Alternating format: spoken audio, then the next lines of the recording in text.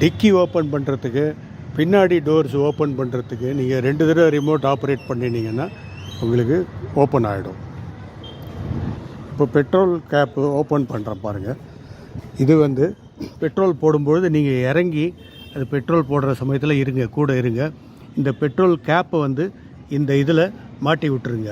இந்த இடத்துல மாட்டி விடுங்க. ஏன்னா இந்த பெட்ரோல் கேப்லேருந்து சொட்டுற பெட்ரோல் வந்து இந்த பெயிண்டெல்லாம் டேமேஜ் பண்ணிவிடும். பெட்ரோல் போடும்பொழுது நீங்கள் அந்த பெட்ரோல் பங்க்குக்காரருக்கு பக்கத்துலேயே நில்லுங்க. மோஸ்ட்லி நீங்கள் வந்து 10 லிட்டரோ 5 லிட்டரோ இல்லை 20 லிட்டரோ அந்த மாதிரி லிட்டர் கணக்கில் போடுங்க. 0 பார்த்து பண்ணுங்கள், இல்லைன்னா நம்மளை இது பண்ணிவிடுவாங்க, பார்த்துக்கோங்க. ஓகே. அதே மாதிரி முன்னாடி சொன்ன மாதிரி பெட்ரோல் டேங்க் எம்டி ஆகிற வரைக்கும் பண்ணினீங்கன்னா இன்ஜின் கேட்டலிட்டிக் கன்வெர்ட்டர் எல்லாம் கெட்டு போயிடும். அதே மாதிரி ஓவர் ஃபில்லிங்கும் பண்ணக்கூடாது. வண்டி ஆட்டி சில பேர் பெட்ரோல் போடுவாங்க. அந்த மாதிரி ஃபில்லப் பண்ண வேண்டிய அவசியமே இல்லை.